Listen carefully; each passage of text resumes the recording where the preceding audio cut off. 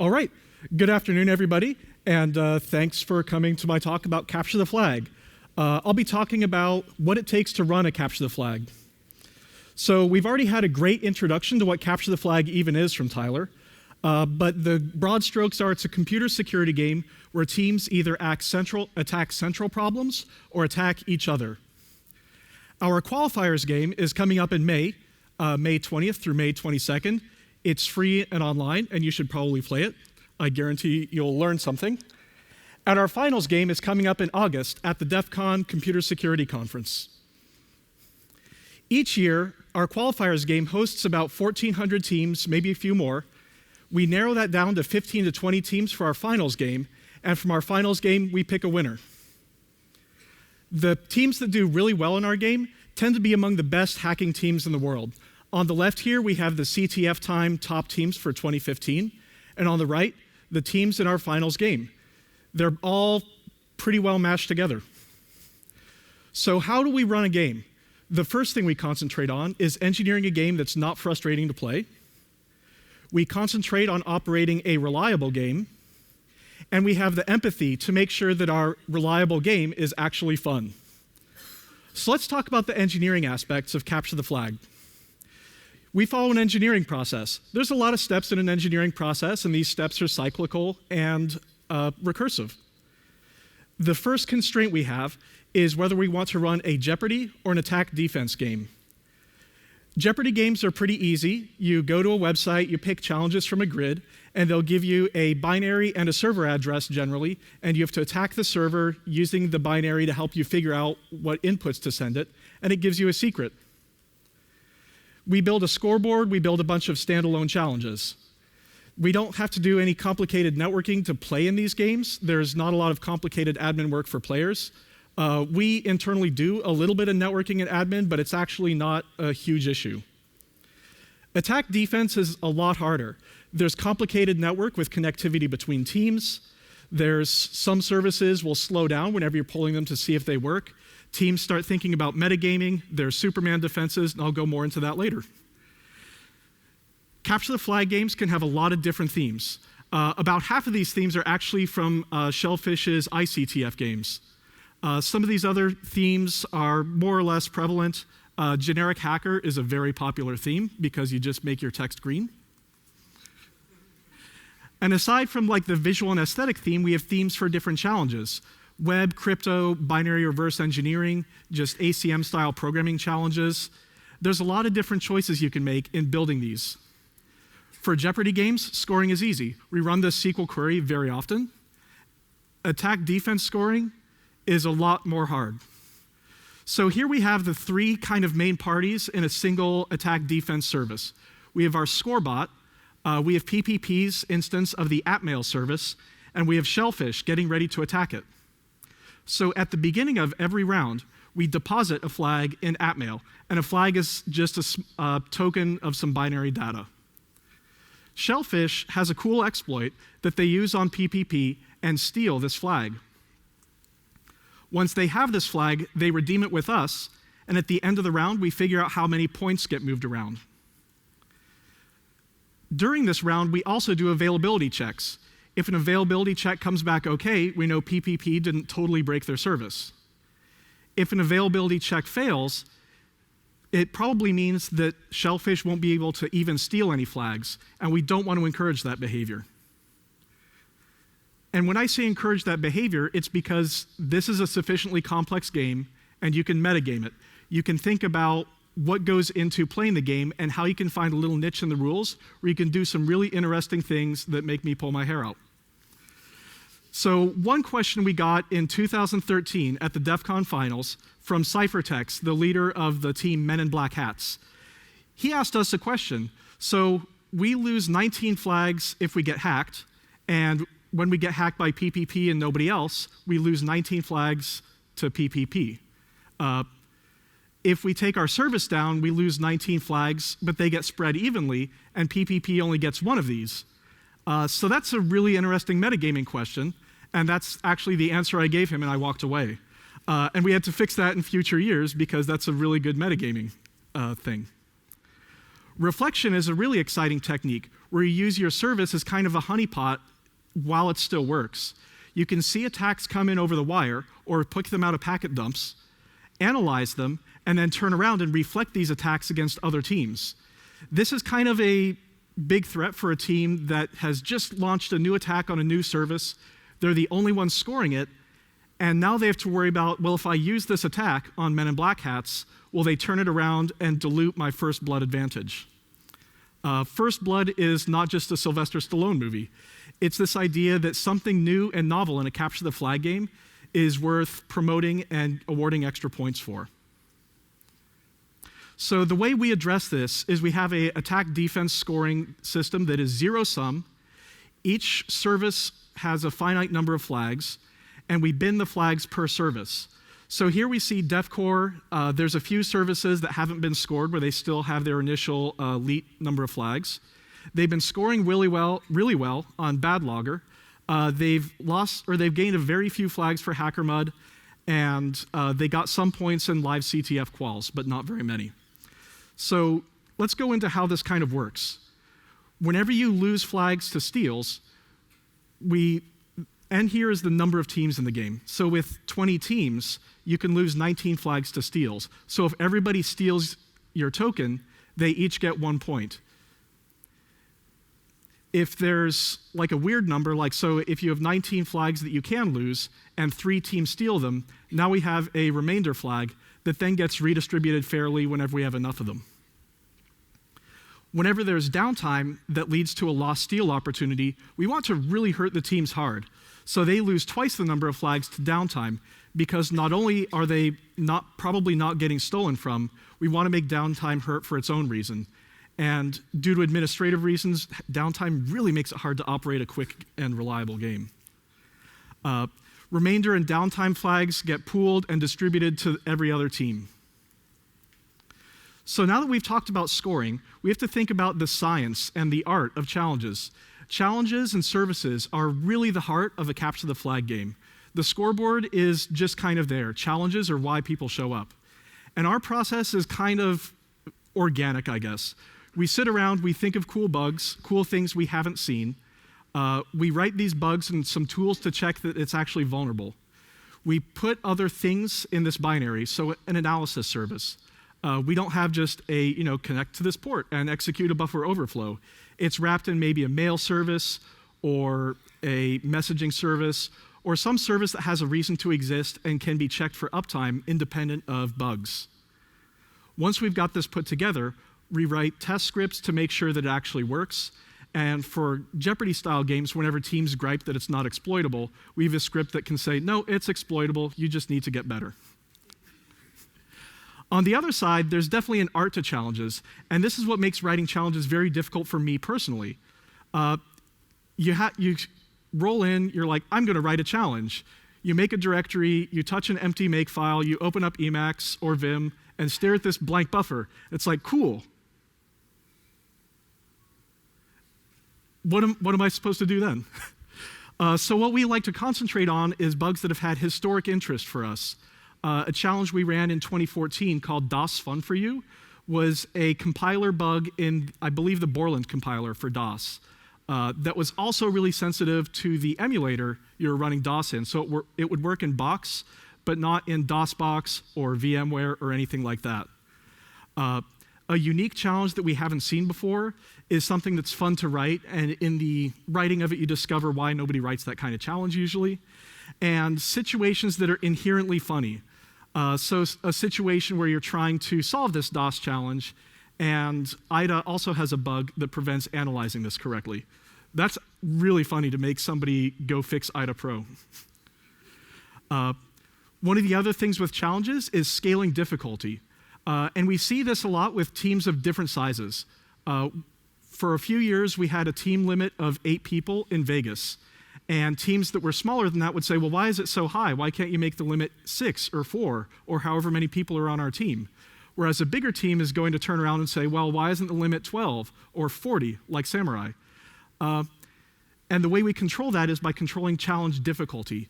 A smaller team isn't going to take a challenge and arbitrarily take twice as long as a big team on it. The main penalty a small team suffers is they can solve fewer challenges at once. They can't parallelize as effectively.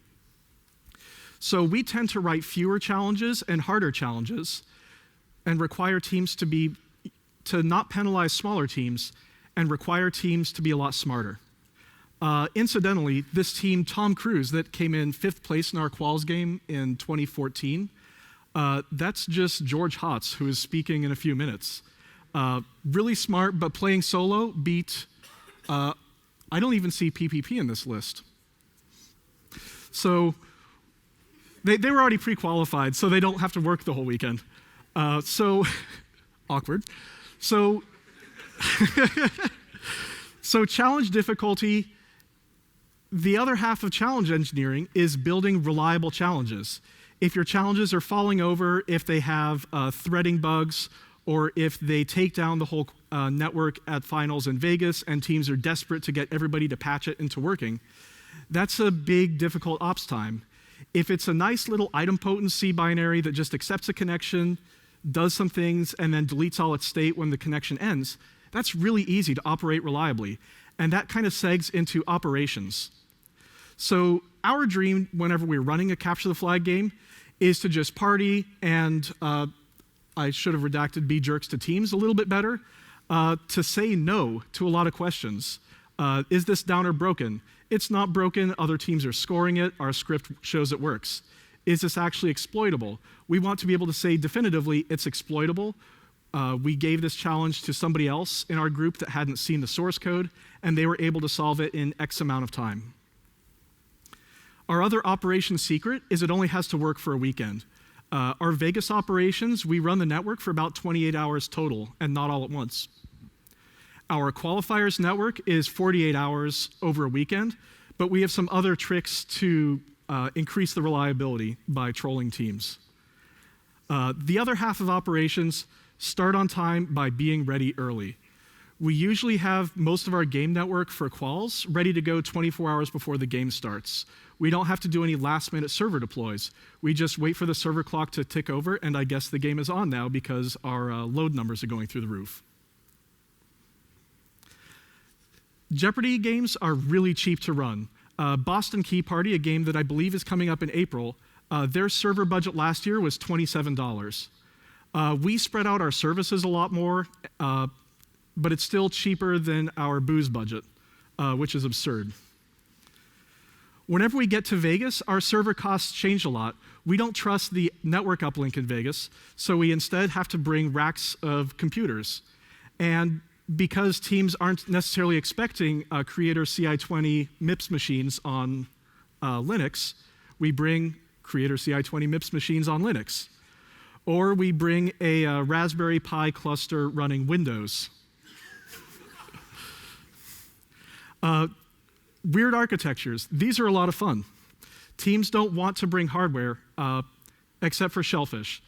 Most teams just want to roll in with MacBooks and maybe monitors, plug into the network, and get access to a server that we provide power and CPUs for. We don't trust the uplink in Vegas, and there's exceptions to both of these. So Stratum O'Hoore, they ran the Capture the Flag game at Chaos Communications Camp in Germany this summer. They trust the CC Camp network operations team enough to run their whole game from cloud servers. So all we had to do at camp was find a gigabit uplink, route it to our tent, and play in the CTF. Shellfish usually brings a biggish, like waist-high server rack to DEF CON. I don't know what they do with it. Bringing your own hardware has some potential downfalls. So this is our Odroid U2 ARM Linux cluster. Whenever we showed up in 2013, we had heard that teams were expecting, BSD on x86, or Solaris on x86, or Linux on x86, and they get Linux on ARM. The problem with these boards is that they're hard to get. You can't just go to Fry's in Vegas and buy 30 of them. You order them, and they get shipped really slowly. Once we had them, we were worried about their reliability so much that one afternoon in 2014, on our second year with these boards, one team's board was acting really flaky, and Salir, who's basically the god emperor of networks and physical infrastructure, is pulling his hair out over this. And I, through some misjudgment, asked him what was the problem and when it was going to be fixed because it was affecting scoring issues. And to his credit, he didn't murder me or anything because it was really stressful for him, but he did disappear for a while. And maybe the most important part of operations is caring about your team and caring about the emotional aspects of your operations. Attack defense games, because of the metagaming opportunities, have really interesting dynamics. For a small team, player time is their #1 limited resource. Players, this is like direct orders from the DEF CON staff: 1 shower, 2 meals, and 3 hours of sleep every day. Besides that, a lot of these teams are head deep in binaries. And we patch services sometimes. This is a lot of fun for us, and it's a lot of frustration for players. So let's say your all-star player has spent all day on service A, they solve it, and then the next morning they start looking at service B. Halfway through the day, we release service A prime, which adds some extra functionality, and in one case we also switched it from x86 to ARM in the middle of the day. Now player 1 has a choice. Do they keep accumulating knowledge about service B in the hopes of solving it? Or do they go back to service A, where they already have knowledge about it, and start working on service A prime? I'm interested to hear what a lot of teams do in this kind of situation, but it is really funny for us. Sometimes challenges break.